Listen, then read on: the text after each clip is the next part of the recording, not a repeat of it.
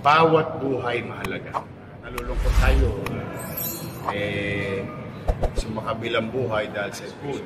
And this is the start and this is the day that we're going to vaccinate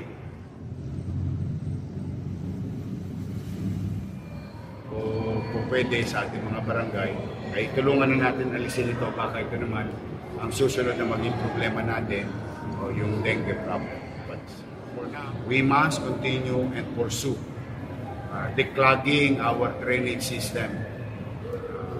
Kahit man lang sa mga kanal natin, mabawasan natin ang espasyo o bara sa ating mga imbornal.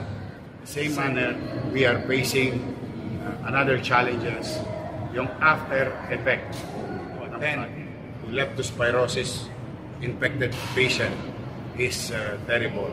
Mahirap na sakit.